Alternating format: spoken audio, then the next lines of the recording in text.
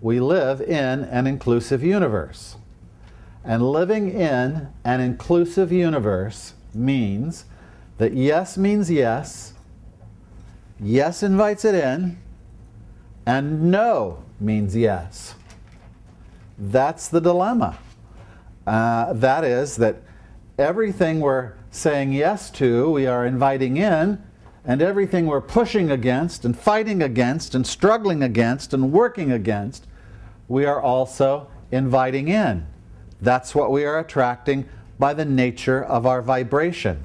Our vibration attracts to us what it is that comes into our life in one dimension of another. And what we're trying to do with this concept of VibeCore, this wonderful idea that you have a VibeCore score, that there's a score that will begin to sort of elementally get at, in a very basic way, what your vibration is. And that is that your VibeCore is the combination of knowing what you want on a scale of 1 to 100, knowing what you want. 100 is with precision knowing what you want, and 0 is not having a clue. And believing that you're going to get it, the top of believing is certitude, that you're certain that you're going to get what it is that you want. These can become major measures of mental health. They're going to give us major sort of reads of where it is that we're coming from in our attitudes and ideas. And finally, the last is how open and how receptive we are to that it's going to come in whatever way it comes, at whatever time it comes, that we have that kind of openness. So we work with 3 factors: knowing what we want, believing that we're going to get it, and being open to all of the ways that that can happen is our vibration. And when you're very high on those scores from 1 to 100 in those 3 areas, your VibeCore is a very high, pulsating, attracting VibeCore. I heard a wonderful thing in my church yesterday, and this is to Robert's credit. I heard the best line that I've probably heard, just so simply put. I wish I could get this on videotape. Robert teaches this group of children in the church that I go to, which is really not a church. It's a spiritual enrichment center. It's kind of an all faiths kind of thing. And the kids go apart, and Robert brings them back in, and they studied abundance. This was their topic of discussion. And they worked on abundance, and they march in and they report back to everybody what they learned, because we figure that if they hear it from the kids, they might get it, and the rest of the adult congregation. And it's so much the truth. That's really when the truths come out. And this little girl about this high, Robert says to her, what is abundance? And she said, well, abundance is what I have. Isn't that incredible? Abundance is what I have. And then he prompted her, and she said, and what I want. But you see how secondary that was? If I'm walking around with this sense that what I have is abundance, that abundance is what I have, then I've got the VibeCore down. I've got it down. I'm living in that state of mind where there's going to be more coming to me, more and more coming to me, because I'm living in that sense of abundance. And there are people who we could go to in corners of the world and say they are very, very poor, who believe they are living in abundance, and who are much happier, and who are attracting their kind of abundance and levels of happiness that we're beginning to understand how to measure and how to evaluate and how to create. But abundance comes from believing and having that sense that what I'm living in is abundance, from that sense of appreciation, from that sense of living in appreciation. In fact, that's the state of mind that attracts all of this vibratory sort of stuff to you when you're living in that state of vibration. I'm challenging you to do what is probably the most difficult thing we have to do, and that is to come to grips with what your wantings are. And I've been talking about getting in touch with your wantings.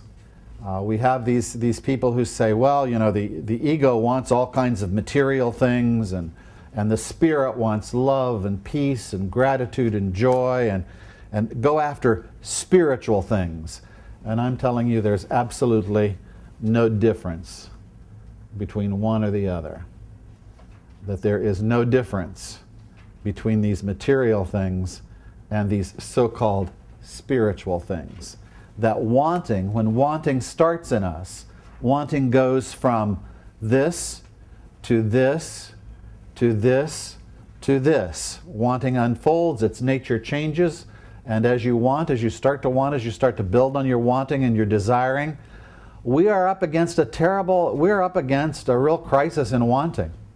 In the world, we're up against a crisis in wanting, which is what I've tried to point out in some of the reading material that I've given to you.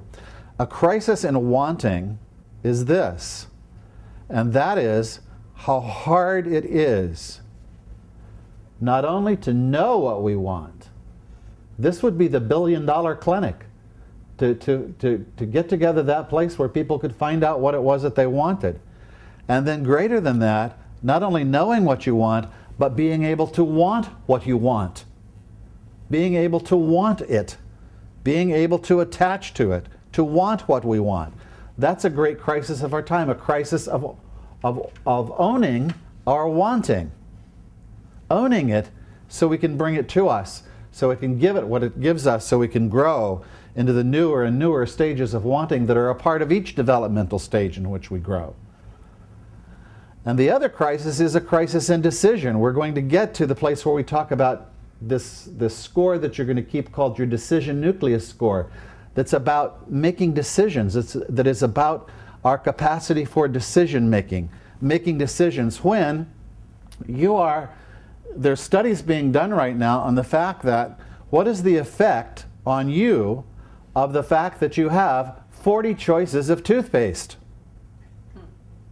That you have 40 choices of, what does it do to us that you have 30 choices of flat panel televisions? And that this flat panel television looks really neat up against the wall and whatever it is we do, and the digital looks nice and clear, and you turn the damn thing on and what you hear about are the number of AIDS babies that are dying in Africa. How do I really want? How do I continue to want and continue to decide to want that flat screen television with any degree of freedom when I've got to somehow compartmentalize the fact that all of this is going on over here?